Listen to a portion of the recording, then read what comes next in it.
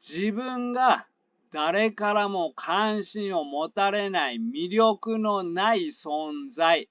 なのではなくて、親が子供に関心を持てない親だったんです。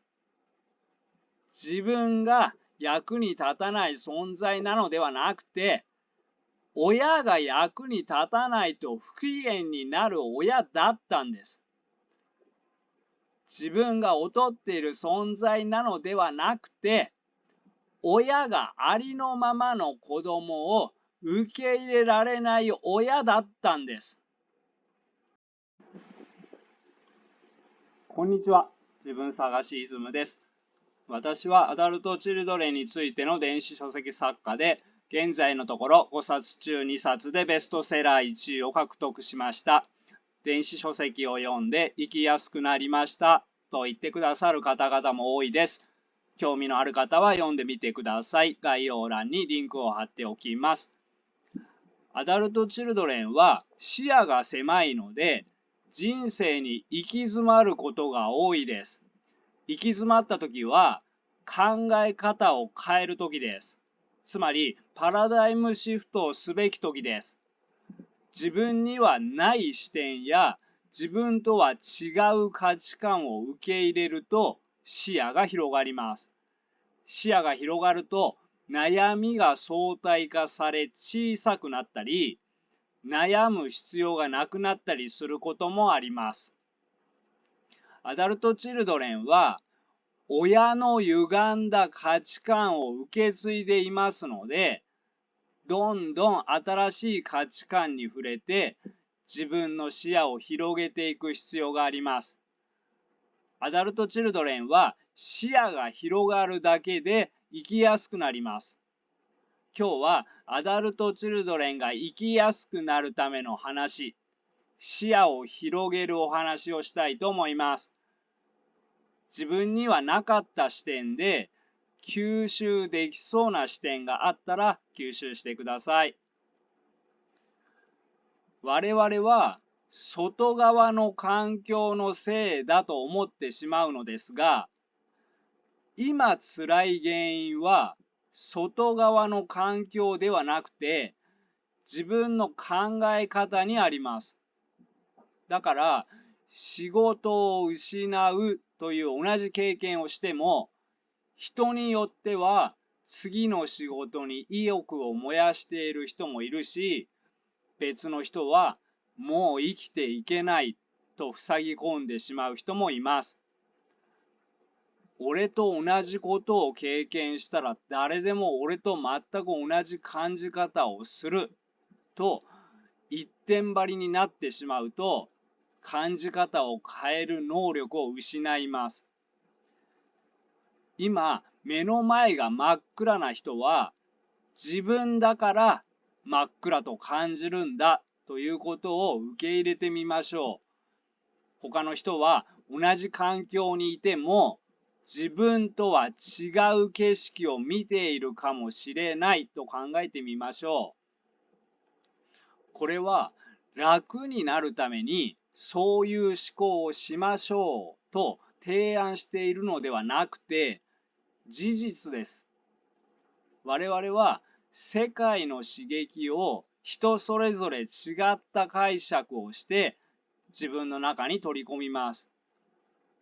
例えば最近暑いですね。今日も気温が35度だとしましょう。電気屋さんはエアコンが売れると喜んでいるかもしれないし、ソフトクリーム屋さんは売り上げが伸びるだろうと上機嫌になっているかもしれないし、ある人は一歩も外に出られないと憂鬱になっているかもしれないし、ある人はいい天気だ、海に行こうとハイテンションになっているかもしれません。このように世界は一つなのではなくて、世界は人の解釈の数だけあります。そして世界は自分が解釈した通りに見えます。アダルトチルドレンは親が信じられなかったのだから、なかなか人を信じられません。目の前の人が優しい人でも、この人は優しいふりをしているだけだと思い込んでいたら、その人にとってはそれが事実になってしまいます。でも違う感じ方をしている人もいるし、違う解釈もできるということを受け入れている人は、自分の主観的事実を、つまり自分の現実を変えることができるかもしれません。もう少し正確に言うと、アダルト・チルドレンは認知の歪みがあるので、主観的事実が間違っているのです。だから実際以上に現実を地獄に感じてしまっています。これをほんの少しでも現実に近づけようということです。今ものすごく辛い人は、ものすごく辛くなるように物事を捉えているのです。今マイナス100だとしたら、マイナス90でもマイナス80でも少しでも楽になる視点を探してみてください。現実よりほんの少しでも楽になる思考が見つかったら、それを採用してください。アダルト・チルドレンは視野が狭いので、こうだと思い込んでいるのです。いつもこうとしか見ていない人が解釈を変えられるようになったら、主観的事実は変わってきます。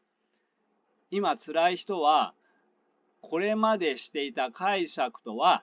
違った解釈ができないか考えてみましょう。このように言われても、どのように解釈すればいいのかわからないと思います。なので、いくつか例を出していきましょう。まず、アダルト・チルドレンにとってとても重要な小さい頃に間違った解釈をお伝えしたいと思います。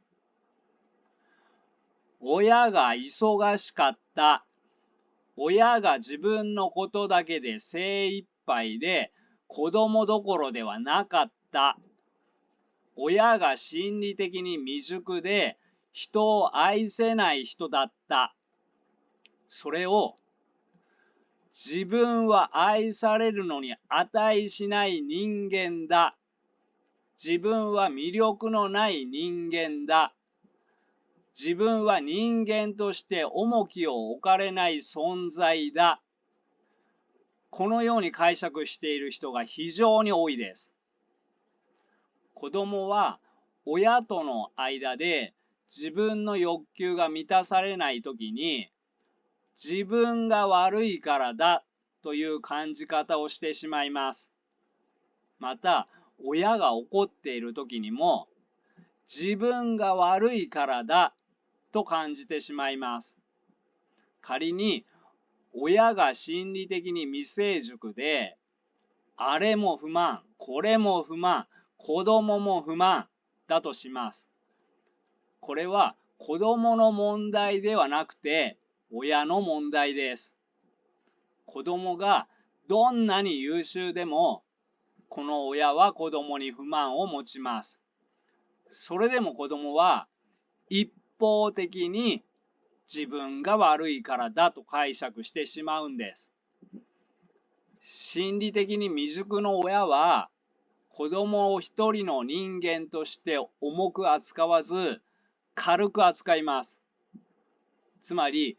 親が心理的に未成熟だと子供は解釈を間違えます。自分は愛されるのに値しない人間だ。自分は魅力のない人間だ。自分は人間として重きを置かれない存在だ。ではなくて、親が子供の心を育てる能力がなかったんです。親が心理的に未熟で人を愛せない人だったんです。男尊女卑になっていれば誰でもすぐにわかります。でも親孫子非になっていてもみんな気づかないんです。それが当たり前みたいな風潮があります。子供に親を尊敬しろと教えるのは間違っていないけど、親に子供を軽く扱うな、子供を人間として尊重しろと教えないのは間違っています。それはともかく、アダルト・チルドレンは人生の最初の頃に間違って解釈しているんです。それが根っこになって、そのフィルターを通して世界を見ているんです。だから自分の解釈が全部自己蔑視寄りに寄ってしまうんです。だからまるで奴隷であるかのように、自分は働かないと迷惑な存在と感じるのです。自分が迷惑の存在なのではありません。親がいやいや世話をしていただけです。早急に正しい解釈に戻しましょう。この解釈ができるようになるまでの間は、自分は親に迷惑がられて育っているので、人の役に立たないと居場所がないように感じるが、自分は迷惑な存在ではない、顔を見せるだけで喜んでくれる人もいると繰り返し自分に教えてあげましょう。間違って解釈していたと気づいた人は、かつて間違えたことは小さかったのだから仕方がないことです。逆に、いつまでも間違いに気づかないのは勉強不足です。でも、今気づいたのであれば、このように動画を見たり、勉強しているからです。そのすごい自分を認めて、今から自分の考え方を現実に合わせましょう。人生の最初の頃に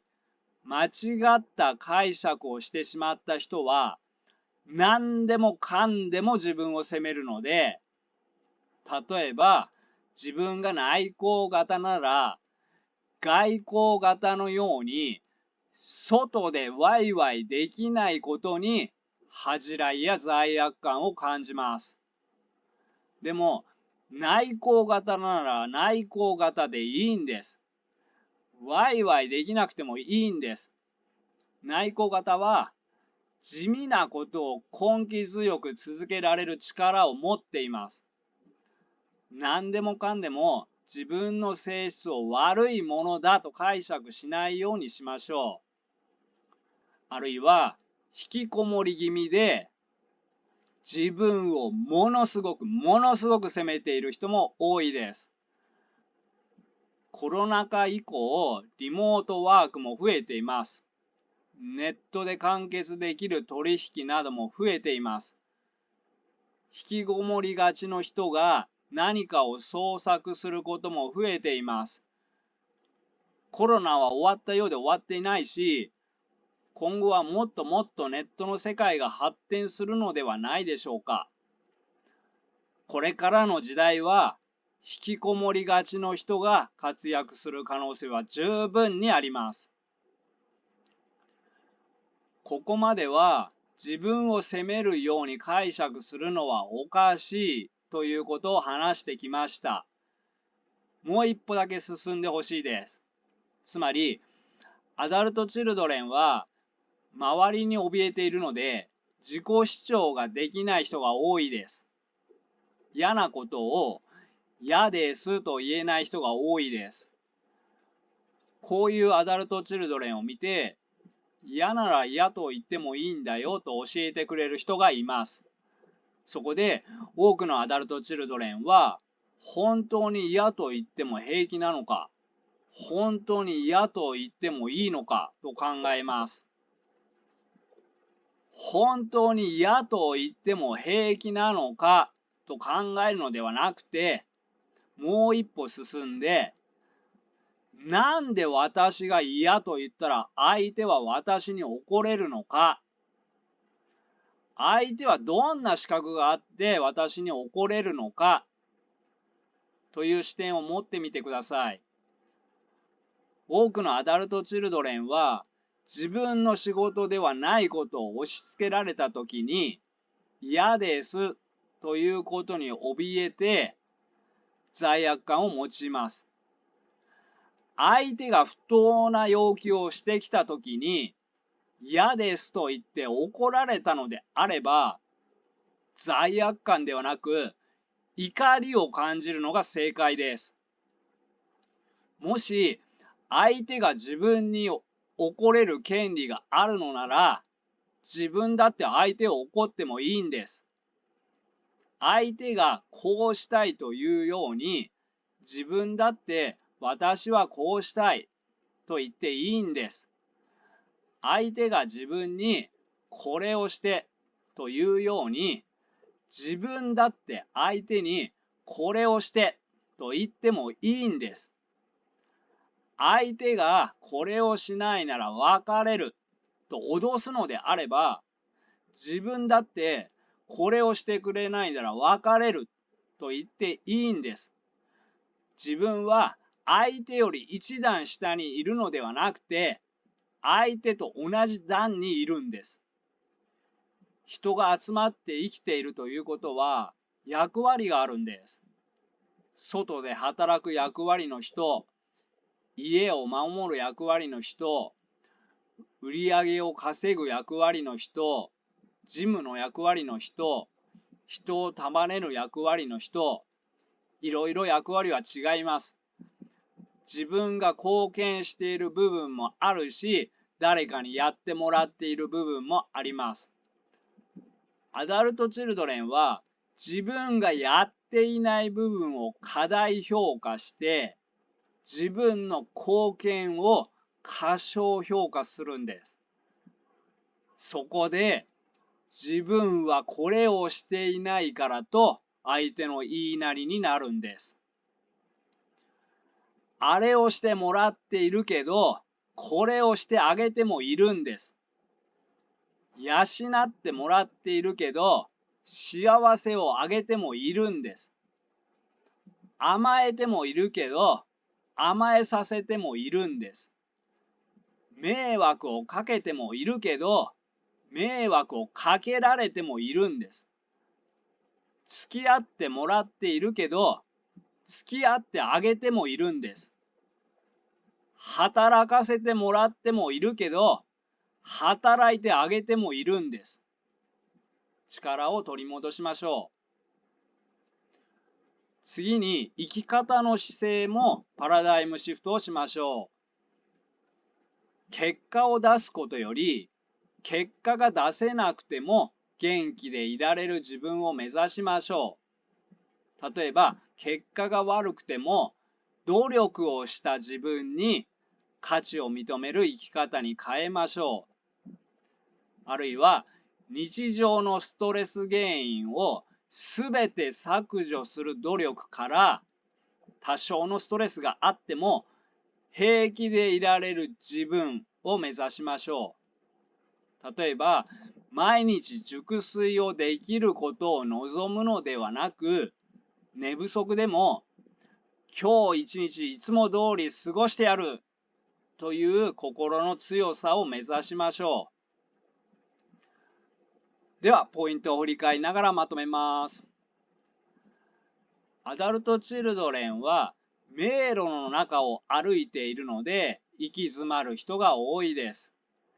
行き詰まったら考え方や解釈を変えることで突如道が見えてくることがあります。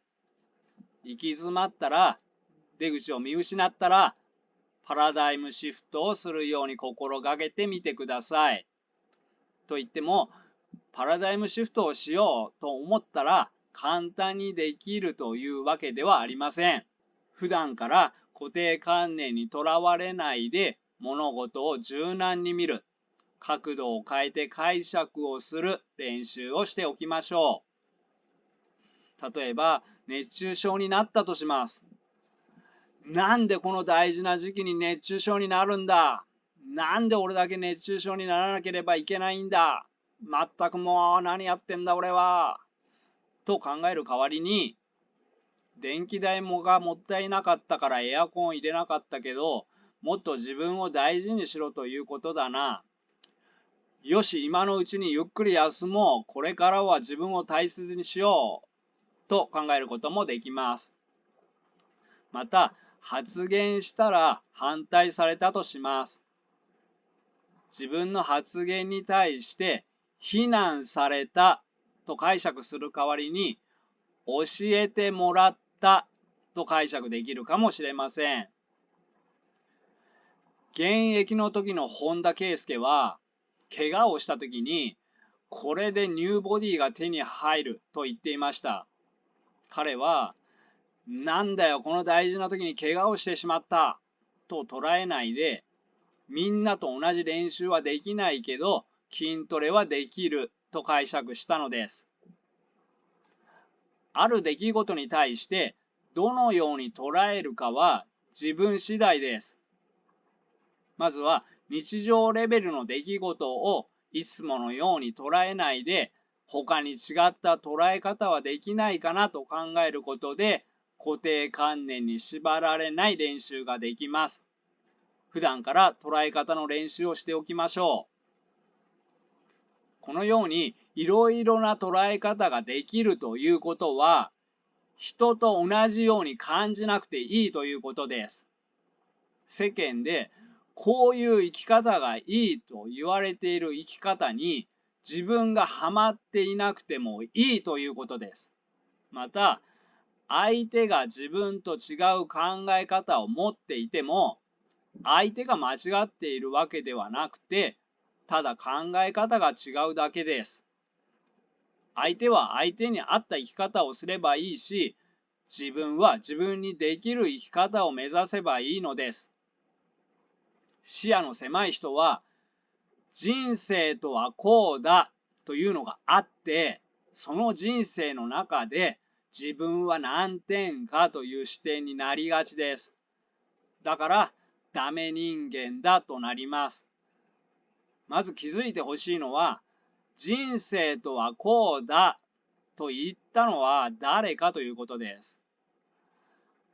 価値観の歪んでいる親の声を内面化しているということです。人生とはこうだという決めつけから、